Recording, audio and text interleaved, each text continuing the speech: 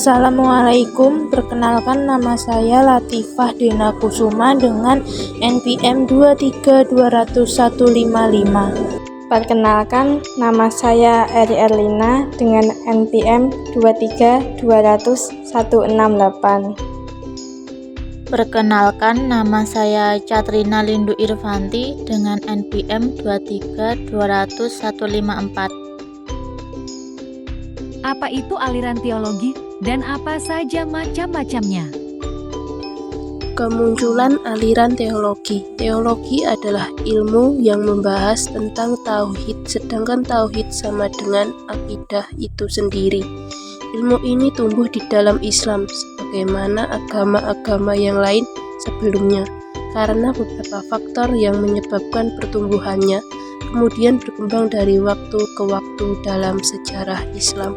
Macam-macam aliran teologi. Yang pertama, kawarid menurut bahasa merupakan jamak dari kata kariji yang berarti orang-orang yang keluar, mengungsi atau mengasingkan diri.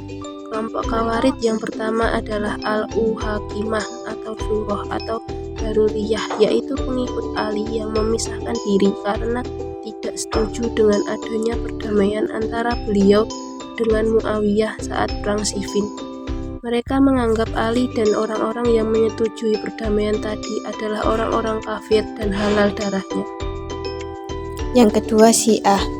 Syiah menurut bahasa berarti pengikut dan penolong dan diucapkan untuk sekelompok manusia yang bersatu atau berkumpul dalam satu masalah dan kepada setiap orang yang menolong seseorang dan berhimpun membentuk suatu kelompok padanya. Menurut Asy-Syihristani, Syiah merupakan kelompok yang mengikuti Khalifah Ali dan menyatakan kepimpinannya baik secara nas ataupun wasiat yang ada kalanya secara jelas ataupun samar. Dan mereka berkeyakinan bahwa kepimpinan tidak keluar dari anak-anaknya, dan jika keluar darinya, maka itu terjadi secara zalim atau sebab akiyah darinya. Yang ketiga, Murji'ah. Murji'ah berasal dari kata irja yang berarti menangguhkan. Kaum Murji'ah yang muncul pada abad 1 Hijriah merupakan reaksi akibat adanya pendapat Syiah yang mengkafirkan sahabat yang menurut mereka merampas kekhalifahan dari Ali, dan pendapat Khawarij yang mengkafirkan kelompok Ali dan Muawiyah. Yang keempat, Qadariyah. Paham Qadariyah pertama kali dipelopori oleh Ma'bad al-Juhani dan Ghailan al-Dimashqi. Menurut Ghailan, manusia berkuasa atas perbuatannya. Manusia sendirilah yang melakukan perbuatan baik maupun jahat atas kemauan dan dayanya sendiri. Yang kelima, Jabariyah. Paham Jabariyah dipelopori oleh Ja'ad ibnu Dirham, tetapi yang menyiarkannya adalah Jahm ibnu Safwan. Menurut Jahm, manusia tidak mempunyai kekuasaan untuk berbuat apa-apa, tidak mempunyai daya, tidak mempunyai kehendak sendiri, dan tidak mempunyai pilihan. Manusia dalam melakukan perbuatannya hanya dipaksa. Tuhanlah yang menciptakan perbuatan dalam diri manusia. Yang keenam, Mu'tazilah.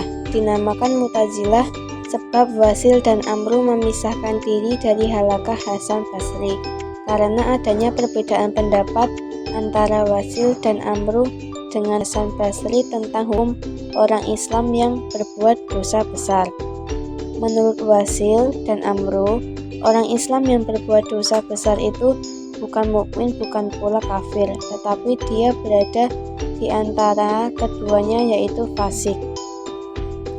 Mu'tazilah menganut paham 5 pokok ajaran dasar yang harus dipegang, yaitu tauhid atau keesaan, adil atau keadilan Allah, wa'ad dan wa'id atau janji dan ancaman, manzilatu bainal manzilatain atau di antara dua tempat, dan amar ma'ruf nahi munkar atau memerintah kebaikan dan melarang keburukan.